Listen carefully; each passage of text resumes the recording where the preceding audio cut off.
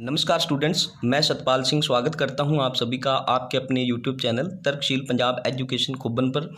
आज हम आपके सामने ईटीटी साइंस का जो क्वेश्चंस हम एक आपके सामने पैकेज लेकर आए हैं, उसी के अंदर आज हम अपना पहला क्वेश्चन करने जा रहे हैं, जिसके अंदर पूछा गया है अमोनिया के सृजन में काम आने वाली गैसें कौन कौन सी होती हैं। तो इसका अगर देखा जाए तो आंसर इसका हम देखें, सिंपल सा आंसर जो इसका बनता है वो बनता है जी हमारा नाइट्रोजन और हाइड्रोजन। ठीक है, याद रखना इस बात को, नाइट्रोजन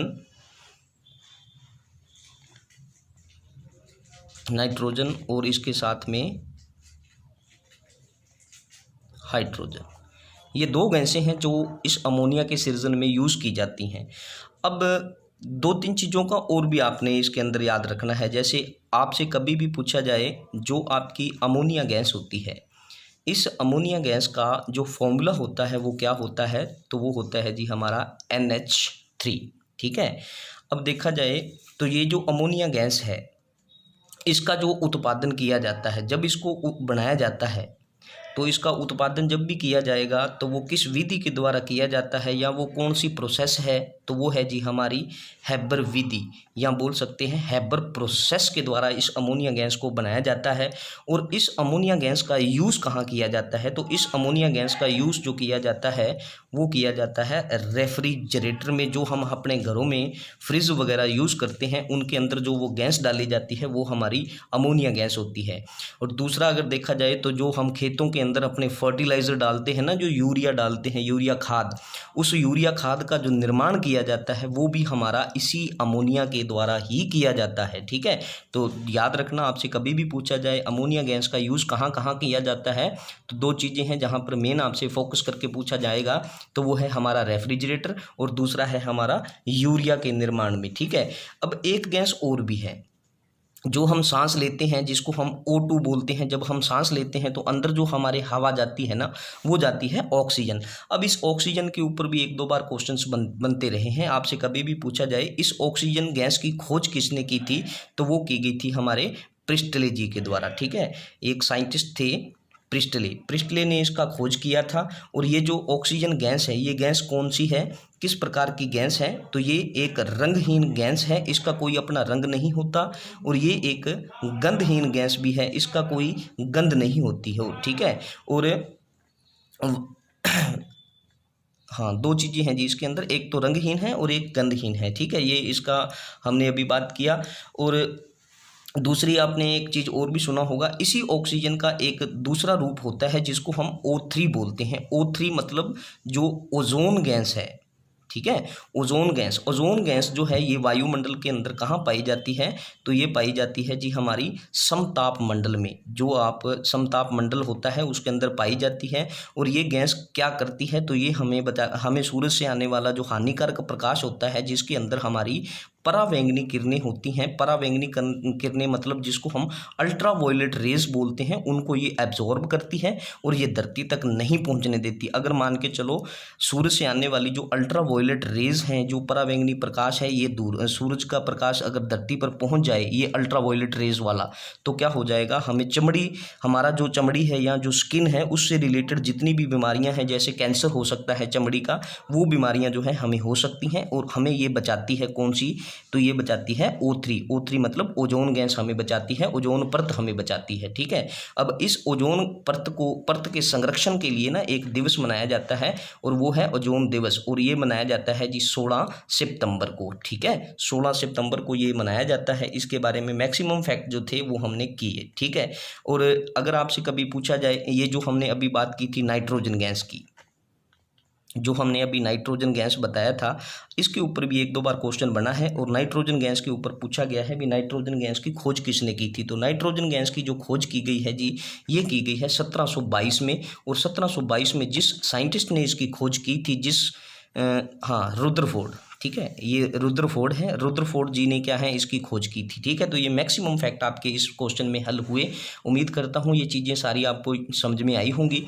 अगर ना आए तो दोबारा से वीडियो को रिप्ले करके देखना, आपको पता चल जाएगा। अगर फिर भी कोई डाउट रहे तो आप अपने कमेंट सेशन में डाल सकते हैं, मैं आपको पूरा एक्सप्लेन कर दूंगा उसका। ठीक है, दूसरा क्वेश्चन हमारे सामने आ रहा है जी, उसके अंदर पूछा गया है पृथ्वी की पपड़ी, जो पृथ्वी के ऊपर वाली सतह होती है जहाँ पे हम खड़े हैं या जहाँ पे हम बैठते हैं, वो हमारी जो पपड़ी है पृथ्वी की, उसके अंदर विशुद्ध रूप से पाए जाने वाली जो धातु है वो कौन सी है, ये क्वेश्चन है। और इस क्वेश्चन में अगर अब देखा जाए तो विशुद्ध रूप से जो धातु पाई जाती है, ठीक है, विशुद्ध रूप से जो धातु पाई जाती है वो पाई जाती है जी हमारी प्लेटिनम।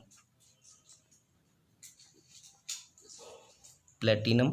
और ये जो प्लेटिनम धातु है, इस प्लेटिनम धातु को सफ़ेद सोना भी बोला जाता है। और सफ़ेद सोना एक और चीज़ को भी बोला जाता है, और वो बोला जाता है कपास को। कपास को भी सफ़ेद सोना बोलते हैं, लेकिन दोनों में बड़ा फ़र्क है। ये हमारी मेटल है और ये हमारा एक आप कह सकते हैं फसल के रूप में है। इसको हम जियोग्राफिकली कंडीशन के आधार पे देख सकते हैं और इसको हम केमिकल कंपोजिशन के आधार पे देखते हैं, ठीक है।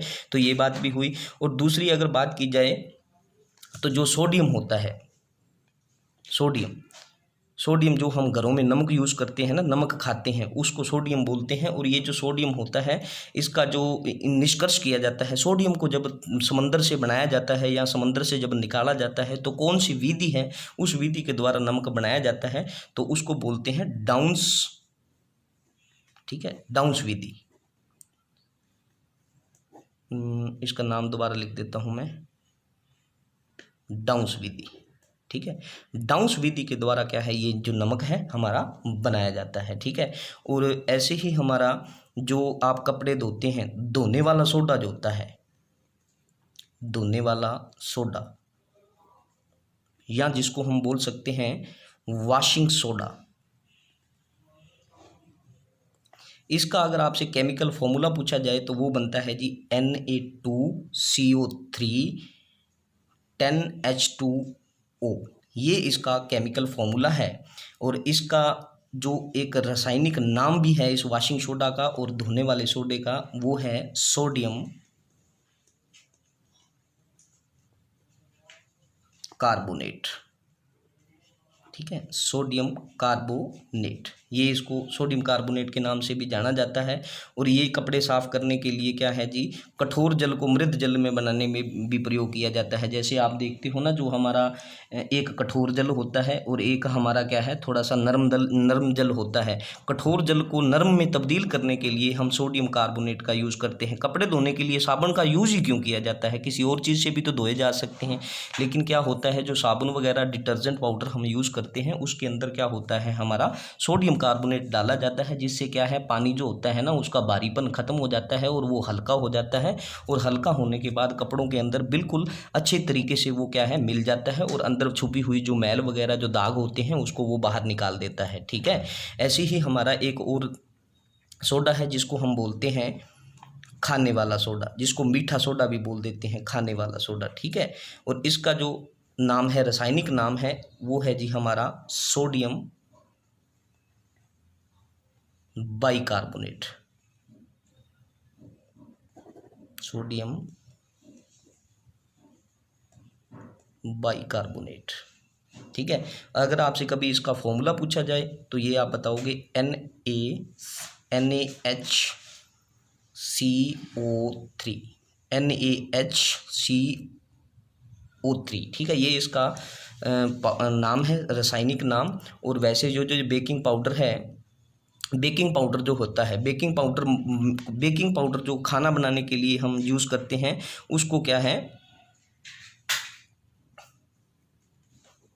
बेकिंग पाउडर, ठीक है। बेकिंग पाउडर को बनाने में हम जिसका यूज़ करते हैं वो यही हमारा खाने वाला सोडा होता है, ठीक है। ये भी हमारा इसके साथ फैक्ट जुड़ा हुआ था जो हमने अभी आपसे डिस्कस किया। अगला जो हम इसमें बात करेंगे तो काफ़ी और भी चीज़ें हैं। जैसे अगर आपसे पूछा जाए, जो हमारा जल होता है, जल का शुद्ध रूप कौन सा होता है, सबसे पवित्र जल जो माना गया है, साफ जल जो माना गया है, वो माना गया है जी वर्षा का जल।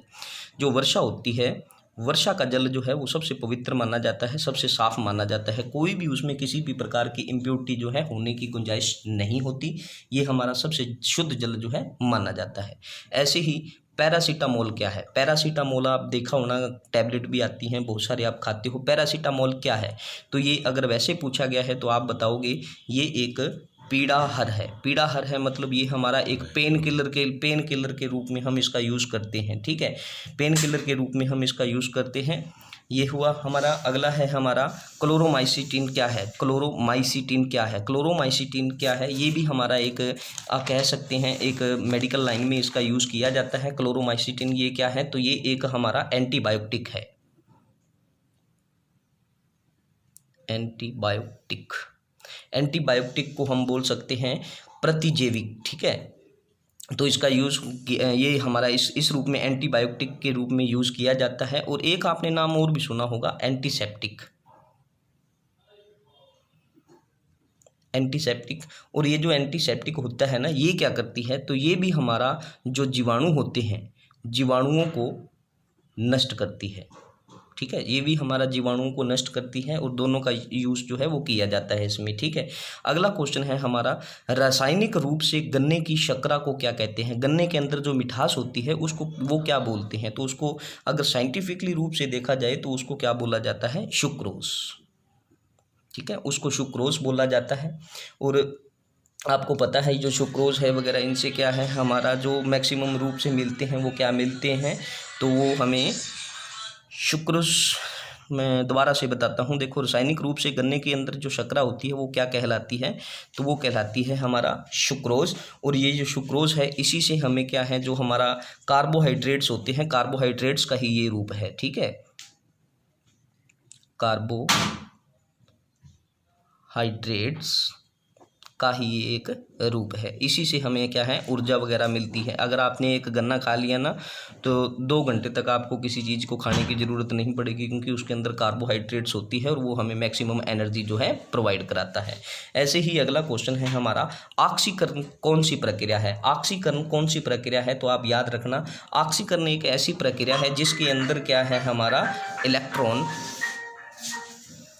जिसके अंदर क्या है हमारा इलेक्ट्रॉन जो होते हैं उस इलेक्ट्रॉन का त्याग किया जाता है। इलेक्ट्रॉन का त्याग करने वाली जो प्रक्रिया होती है वो कौन सी है, तो वो हमारा ऑक्सीकरण होती है, ठीक है। तो ये हमारा मैक्सिमम क्वेश्चन थे जिनके ऊपर हमने बात की। अगला क्वेश्चन हमारा है, इसके अंदर पूछा गया है हमसे, जो हाइड्रोजन होता है, हाइड्रोजन के कितने समस्थानिक होते हैं, तो हाइड्रोजन के जो कितने समस्थानिक बताए जाते हैं, तो वो बताए जाते हैं जी 3, ठीक है। हाइड्रोजन का एक समस्थानिक है जिसका नाम है जी प्रोटियम, ठीक है। ये हाइड्रोजन का ही एक समस्थानिक है। और इसकी खास बात क्या है, तो इसके अंदर न्यूट्रॉन जो होते हैं वो नहीं होते, इसके अंदर कभी भी न्यूट्रॉन आपको नहीं मिलेगा।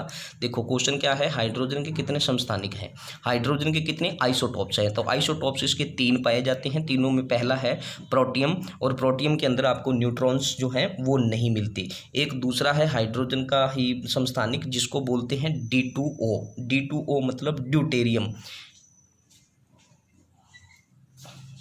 ड्यूटेरियम, ठीक है। और इस ड्यूटेरियम का जो यूज़ है वो किया जाता है भारी जल को बनाने में, ठीक है। भारी जल बनाने में हम इस ड्यूटेरियम का यूज़ जो है वो करते हैं, ठीक है। तो ये हमारा ऐसा हुआ। और उसके बाद अगर देखा जाए तो एक और है ट्राइटियम, ट्राइटियम ये एक क्या है, रेडियो सक्रिय तत्व है, रेडियो सक्रिय तत्व है। और ये रेडियो सक्रिय तत्व ये भी हमारा एक क्या है, देखो हाइड्रोजन का एक समस्थानिक है। तो इसके अंदर हमने 3 बताए हैं, तीनों ही आपसे डिस्कस किए। 3 हाइड्रोजन के समस्थानिक थे, एक तो प्रोटियम था, दूसरा ड्यूटेरियम था, तीसरा ट्राइटियम था, ठीक है। तो ये 3 हुए हमारे। अगला है वनस्पति घी के औद्योगिक उत्पादन की प्रक्रिया में क्या शामिल होता है, तो इसके अंदर जो हम प्रोसेस क्या चीज़ का यूज़ किया जाता है, इसके क्या शामिल होता है इस प्रक्रिया में, तो वो हमारा शामिल होता है जी अपचयन, ठीक है। अपचयन प्रक्रिया होती है जिसके अंदर क्या है, हम वनस्पति घी का जो बनाने का उत्पादन की एक प्रोसेस है उसके अंदर अपचयन का हम यूज़ करते हैं। और दूसरा अगर देखा जाए तो बृहस्पति घी वगैरह वही है जो आप डालडा घी जिसको बोल देते हैं, उसकी बात की जा रही है। ठीक है, तो ये मैक्सिमम क्वेश्चन थे जो आपको पीछे एग्जाम्स में पूछे गए हैं और जिनके बारे में हमने अभी आपसे बात की। नेक्स्ट क्वेश्चन आपको अब हम नेक्स्ट क्लास में बताएंगे। तब तक के लिए दोस्तों धन्यवाद, मिलते हैं आपको नेक्स्ट क्लास में। और हमारी एक आपसे रिक्वेस्ट है, अगर आपको कंटेंट अच्छा लग रहा हो तो प्लीज़ आप अपने दोस्तों तक इनको शेयर जरूर कीजिए, ताकि हमें भी आपसे आत्मबल जो है वो मिलता रहे और हम आपके सामने दुरुस्त माहौल जो है वो बना के रख सकें। ठीक है जी, धन्यवाद दोस्तों, मिलते हैं फिर नेक्स्ट क्लास में जी।